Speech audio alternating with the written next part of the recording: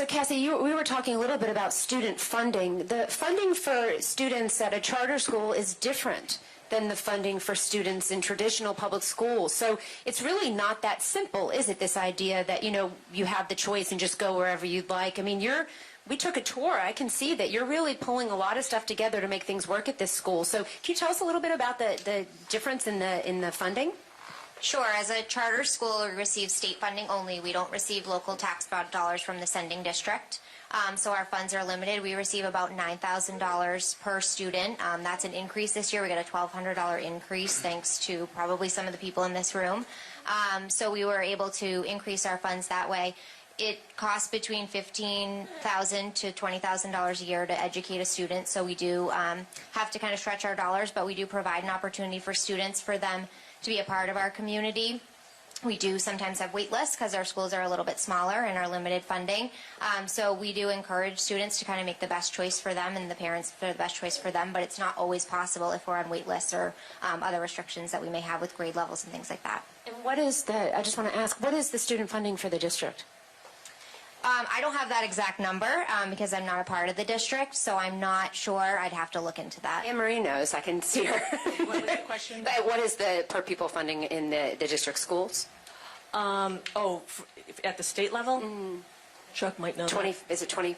Is it 18? Well, Okay. you're talking about including the communities, so the state part of Yeah. that is I just 5,000 know- to 6,000. On average Yeah, in New each Hampshire, district's it's different. 18,000. Yeah, on average. Got it. It's not much. And today was Cassie's first day of school here, so everyone should give Cassie a round of applause for us. God bless her to have all this and get your kids in class. We appreciate you. So two times, Nikki, a Parents' Bill of Rights has come before the House and the Senate here in New Hampshire, and Anne Marie's going to tell you a little bit about the fact it's failed twice. Right. So I think our parents are ready based on what they're seeing in the schools, and I mentioned some of that in my introduction. We've seen a significant shift away from a focus on academics to a focus on the culture, and I think that part of that comes from going from No Child Left Behind to Every Student Succeeds Act, which I'm sure you're familiar with. Every Student Succeeds Act also has a provision in there that the federal government has to approve all state plans. So it essentially brings the federal government right into our classroom. And so if you are not pleasing the federal government, in that provision it says that they will withhold federal funding. We're also seeing that our public schools are dabbling in psychiatric treatment inside the school. That comes from federal grants that are coming into the school. And in order to receive those grants, you have to report back to the federal government. The shocking thing is what we're finding in our public schools in New Hampshire is that mental health data on students is now leaving the district without the student knowing, without the parent knowing, and without any consent. That's what happens when federal money comes into our schools. We have to report back to them, and now we have school counselors violating their code of ethics and now handing over mental health data to Keene State in particular. This has been going on for years, and nobody knows this. The parents don't know, the students don't know. This is what's going on inside our public school system, and now they're going to bring more medical services into the school with the SAMHSA grant. And so they say that, oh, we have to get parental consent on some of this stuff, but not to get into the weeds, but the Biden administration released a statement not too long ago saying that they don't want the burdensome of parental consent now when Medicaid goes to schools. We are seeing an erosion of parental rights in the state, and we are trying to act upon that and pass a parental bill of rights. What we have found is this is becoming very partisan, and it's a sad, sad state. This is something we should all be together on. It's cut down party lines for the most part. It's Democrats versus Republicans. And so as a parental rights advocate, I'm more than willing. I want everybody on board with this. But I just can't seem to get to the Democrats. So we need this. We need this in our state.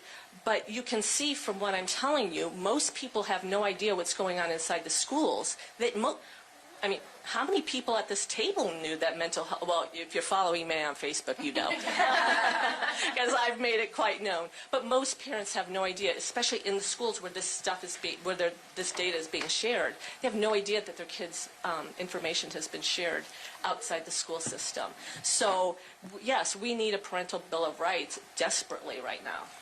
You know, and I just want to say one thing there is when I was governor in South Carolina, we were looking at changing the funding formula to figure out how we could lift up the rural challenged parts of the state without bringing down the more wealthy areas of the state. And in that, you realize that you can do things at the state level, because what the Department of Education does is they'll say, if you teach this, we'll give you this much money. If you teach this, we'll give you this much money. If you teach this, you teach critical race theory, we'll give you this much money. But states don't know they can deny the money. And so what I learned through all of that is, and this is part of what I will do as president, is we need to make sure those educational dollars are block granted and sent down to the states. So much of this is the Department of Education deciding what they want states to do, and we're like puppets having to deal with it. When you go and send the money down to the states, you empower the people. Then it's as close to the parents as it gets. That's the first line of defense, is send it down to the states. Then states, the parents can go and dictate exactly what it is that they want in their schools. I had a woman today come to one of my town halls, and she told me, she said, I'm a Democrat. She said, why is it that Republicans keep throwing out all of these social issues? And I said, well, what social issues, are you talking about? She said, well, you don't think that transgender boys should be playing in girls' sports. And I said, that's true. And she said, but don't you see that you're talking about an issue and Democrats aren't talking about it? I said, I'm talking about an issue because it is in our schools. We are now seeing all of these topics that you say are social are now being said in every classroom. So parents are having to be forced to deal with it.